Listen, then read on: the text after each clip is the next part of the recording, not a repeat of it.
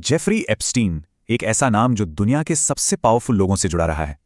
लेकिन क्या आप जानते हैं कि हाल ही में कुछ ऐसे दस्तावेज सामने आए हैं जो भारत की कुछ बड़ी हस्तियों के साथ भी उसके कनेक्शन की तरफ इशारा करते हैं। दोस्तों, अमेरिका के कुख्यात अपराधी जेफरी एप्स्टीन का मोदी जी के साथ क्या संबंध है? सबसे पहले ये वीडियो देखिए, उसके बाद आपको समझ में आ जाएगा क्यों जेफरी एप्स्टीन की फाइलें खुलने से भारत में भी हाहाकार मचने वाला है। एक बदनाम यौन अपराधी, अमेरिका के पूर्व राष्ट्रपति का एक टॉप सहयोगी और भारत के प्रधानमंत्री, इन तीनों के बीच आखिर क्या कनेक्शन हो सकता है? सुनने में थोड़ा अजीब लगता है ना? अच्छा, आगे बढ़ने से पहले एक बात साफ कर देते हैं। हम जो भी बताने जा रहे हैं वो यूएस हाउस कमेटी के दस्तावेजों और ड्रॉपसाइट न्यूज की एक रिपोर्ट पर आधारित है, जिसमें हजारों नए ईमेल का जिक्र है। हम सिर्फ वही बता रहे हैं जो इन डॉक्यूमेंट्स में सामने आया है। तो चलिए कहानी की पहली कड़ी से शुरू करते हैं। ये हमें सीधे डोनाल्ड ट्रंप के बहुत करीबी और उनके पूर्व रणनीतिकार स्टीव बैनन तक ले जाती है। और जरा इस आरोप के टाइमिंग को देखिए। बात है 2019 की। एप्स्टीन की गिरफ्तारी से सिर्फ 2 महीने पहले की। मतलब अपनी जिंदगी के बिल्कुल आखिरी दिनों में भी वो दुनिया के सबसे ऊंचे गलियारों में अपनी पहुंच का इस्तेमाल कर रहा था। ये सब कुछ बहुत तेजी से हुआ। 23 मई 2019, ये वही दिन था जब भारत में नरेंद्र मोदी दोबारा चुनाव जीते थे। उसी दिन स्टीव बैनन ने एप्स्टीन को एक मैसेज किया। जवाब में एप्स्टीन ने चीन का जिक्र किया और फिर सीधे एक बहुत बड़ा ऑफर दे दिया, मोदी से मीटिंग का।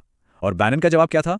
सिर्फ एक शब्द, प्लीज। और फिर बैनन को मनाने के लिए एप्स्टीन ने एक बड़ा ही अजीब, मतलब बहुत ही अजीब तर्क दिया। उसने कथित तौर पर लिखा, अपनी अंडरवियर देखो, या तो उस पर मेड इन चाइना लिखा होगा या मेड इन इंडिया। तुम लोग कॉमन गोल क्यों नहीं समझते? ये इकोनॉमिक इंटरेस्ट की तरफ एक बहुत ही सीधा और सच कहें तो एक अनोखा इशारा था। और इस बातचीत के महज कुछ ही घंटों बाद एप्स्टीन का एक छोटा सा लेकिन बहुत पावरफुल मैसेज आया, मोदी ऑन बोर्ड, मतलब मोदी तैयार हैं। सिर्फ 3 शब्द, लेकिन दावा बहुत बड़ा। अब आते हैं इस कहानी की दूसरी कड़ी पर, जो हमें भारत के एक बहुत बड़े उद्योगपति अनिल अंबानी के पास ले जाती है। जरा मार्च 2017 के इस ईमेल को देखिए। अनिल अंबानी से जुड़े एक अकाउंट से पीएम मोदी की अमेरिका विजिट पर एक आर्टिकल भेजा गया और एप्स्टीन का जवाब सिर्फ 5 शब्द, जो अपने आप में एक पहेली है। इंडिया इजराइल की, नॉट फॉर ईमेल। तो आखिर इस इंडिया इजराइल की का मतलब क्या हो सकता है? चलिए थोड़ा कॉन्टेक्स्ट समझते हैं। ये ईमेल पीएम मोदी की ऐतिहासिक इजराइल यात्रा से कुछ ही हफ्ते पहले भेजा गया था। उसी दौरान अनिल अंबानी की कंपनी ने एक इजरायली डिफेंस कंपनी के साथ एक बहुत बड़ी डील की थी। और इतना ही नहीं, एप्स्टीन ने किसी और को यह भी कहा था कि मोदी की अमेरिका यात्रा भी इसी इजराइल स्ट्रैटेजी का हिस्सा थी। क्या यह सब सिर्फ एक इत्तेफाक था? लेकिन रुकिए, कहानी यहीं खत्म नहीं होती। अब एक तीसरा नाम सामने आता है जो मोदी सरकार के एक सीनियर मंत्री का है। 5 सुनने में तो एक साम सा नंबर लगता है ना?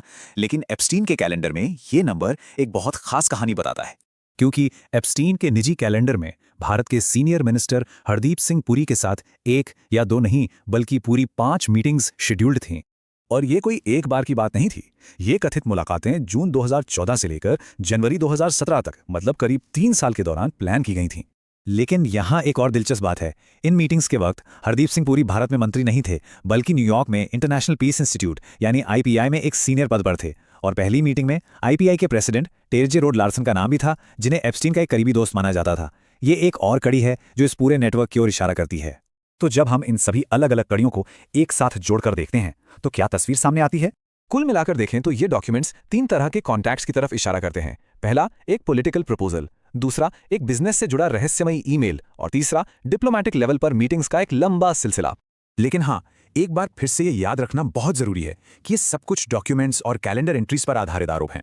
इस बात का कोई पक्का सबूत नहीं है कि ये मीटिंग्स या बातचीत असल में हुई भी थी या नहीं। और ये भी जानना जरूरी है कि स्टीव बैनन, अनिल अंबानी या प्रधानमंत्री कार्यालय, किसी ने भी इन दावों पर अब तक कोई जवाब नहीं दिया है।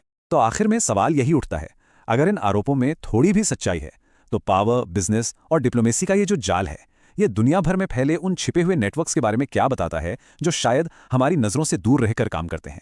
ये एक ऐसा सवाल है जिस पर सोचना वाकई जरूरी है।